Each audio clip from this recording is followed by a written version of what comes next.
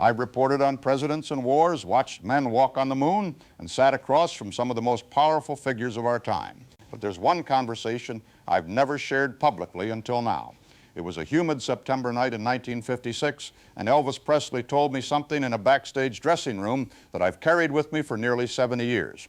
What he said that night changed how I understood not just him, but an entire generation that was about to reshape America. I remember the smell first, always do. Stale cigarette smoke mixed with cheap cologne and that peculiar mustiness of old theaters, the kind that have seen 1,000 shows and absorbed every drop of sweat, every nervous breath.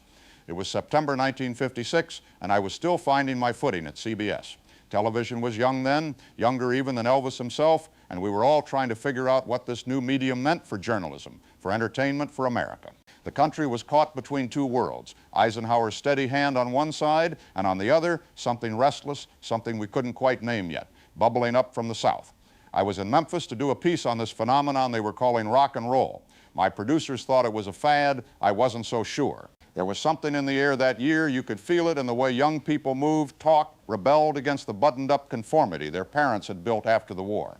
The Ellis Auditorium was packed that night. 3,000 screaming teenagers, mostly girls, though I spotted plenty of young men trying to look unimpressed while their feet tapped against the sticky floor. The air conditioning had given up hours ago, and the heat pressed down on everything like a wool blanket. I'd arranged to meet Elvis after the show. His manager, Colonel Parker, was hesitant, already protective of the boy's image, but I'd done a piece on country music earlier that year, and someone had put in a good word. 15 minutes, Parker told me, and keep it clean. We don't need any more trouble. The performance itself was, well, I'd read the reports, heard the outrage from concerned parents and clergy, but seeing it was different. Elvis moved like nobody I'd ever seen on a stage. Hips swiveling, legs shaking, that sneer that wasn't quite a smile. The girls screamed so loud I couldn't hear the music half the time. But what struck me most was the intensity in his eyes. This wasn't an act. Whatever was happening on that stage, he was as consumed by it as the audience. After the encore, a young man, couldn't have been more than 19, led me through a maze of corridors backstage. The walls were painted that institutional green you see in hospitals and schools, peeling in places. We passed musicians packing up instruments, girls trying to talk their way past security, cigarette smoke hanging in blue clouds under bare bulbs. The dressing room door was ajar. I knocked anyway. "Come on in," a voice called, southern but softer than I expected. Elvis sat in front of a mirror ringed with lights, still wearing the pink shirt and black pants from the show, though the shirt was now dark with sweat down the back. His hair, that famous pompadour, was slightly disheveled. He was wiping his face with a towel. "Mr. Cronkite," he said, standing up and extending his hand. His grip was firm, but his palm was damp. "It's an honor, sir. I watch you on the news." I remember being struck by his politeness. This wasn't the dangerous rebel I'd read about in the papers. "Please, sit down." He gestured to a wooden chair near the mirror. "Sorry about the mess and the heat. This place is like an oven." He was right. The small room felt like a furnace. A portable fan in the corner pushed the hot air around uselessly. On a small table sat a half-eaten sandwich, a Coca-Cola sweating condensation, and a Bible worn with a cracked leather cover. We talked for a few minutes about the tour, about Memphis, about music. He was articulate but careful, choosing his words like a man walking across ice. I could sense Colonel Parker's coaching in every answer.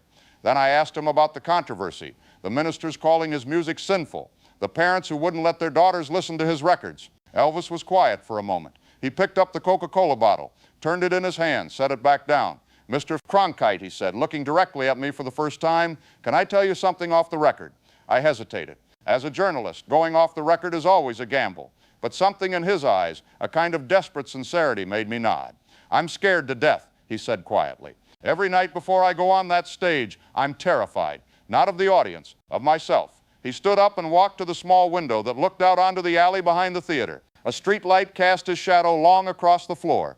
"When I'm up there," he continued, his voice barely above a whisper, "something takes over. I don't even know what I'm doing half the time. The music just moves through me, like I'm a radio and someone else is choosing the station."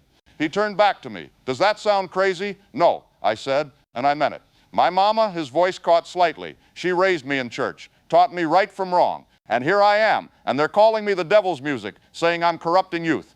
He laughed, but there was no humor in it. "I'm just singing, Mr. Cronkite, just trying to feel something real in a world that wants everything packaged up neat and proper." He sat back down, leaning forward with his elbows on his knees. "You know what I think it is?" he asked. I think people are afraid, not of me, of what I represent. Their kids are listening to this music, and they're not just tapping their feet. They're feeling something their parents told them not to feel. They're questioning things, moving in ways that aren't controlled. The fan oscillated, briefly stirring the air between us. After the war, he continued, everybody wanted to forget. Build houses, have families, be normal. But you can't bottle up that much, I don't know, life. I guess it has to go somewhere. And it's coming out in this music, in the way kids are dancing, in the way they're looking at the world their parents built and asking, is this all there is? Then Elvis did something I'll never forget.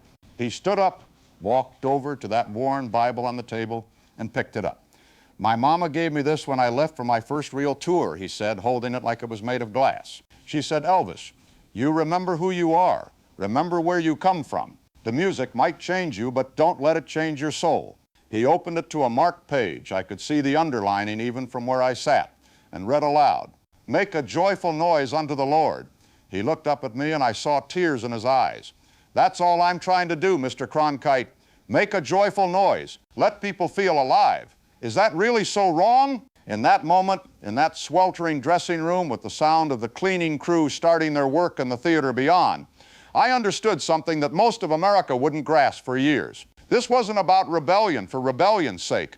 This was about a generation trying to find a language for feelings they didn't know how to express: joy, fear, desire, confusion, hope. And Elvis, whether he wanted to be or not, had become their translator. I kept that conversation off the record. As I promised, we talked for another 10 minutes about lighter things, his love of gospel music, his mother's cooking, his dreams of acting in Hollywood. Then Colonel Parker knocked on the door and my time was up. As I left, Elvis shook my hand again. Thank you for listening, sir, he said, really listening. I've thought about that night countless times over the years. I watched Elvis become the biggest star in the world. I watched him struggle with that fame. I watched him retreat to Graceland, surrounded by yes-men and prescription bottles. I watched the light dim in those eyes that had once burned so bright on that Memphis stage. And I watched a generation of young people transform America in ways both beautiful and painful. What I learned that night was this: the things that frighten us most in our culture are often the things we most need to pay attention to.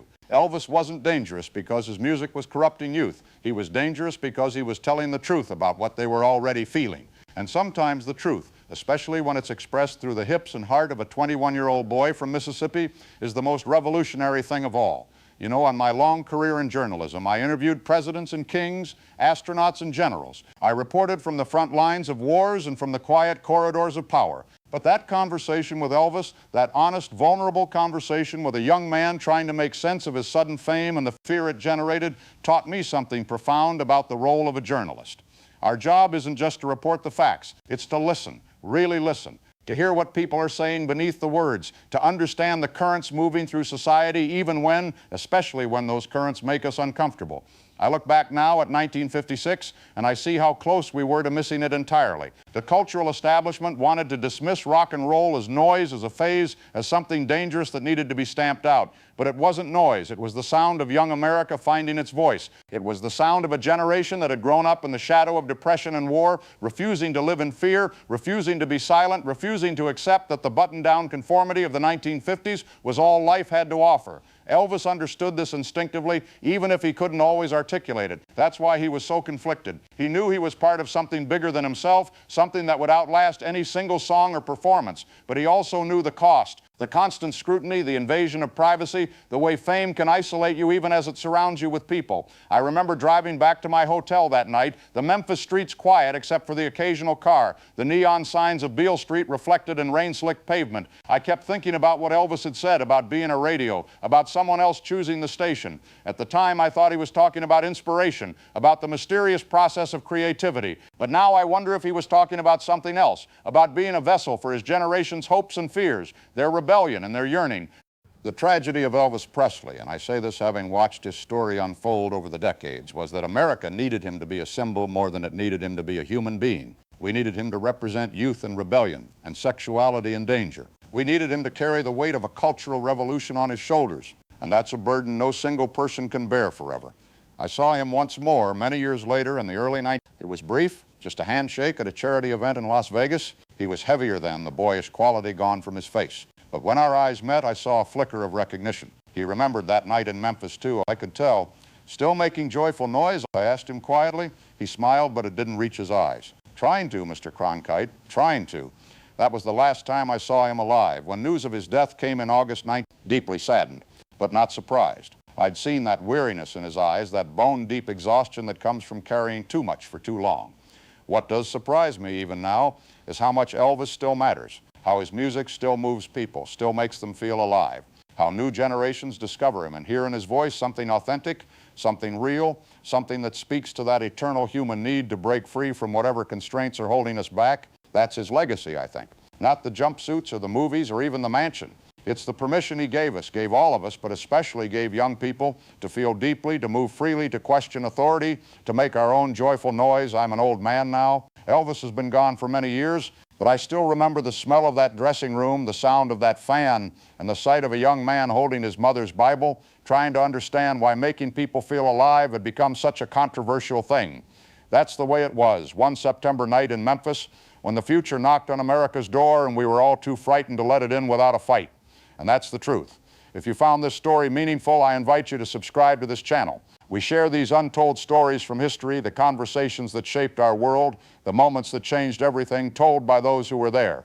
Hit that subscribe button and the notification bell so you don't miss the next chapter in American history.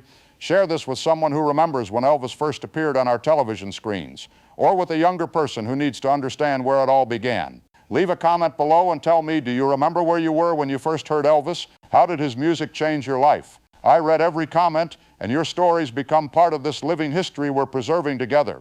Thank you for listening, and remember, the truth matters, especially the truths that make us uncomfortable.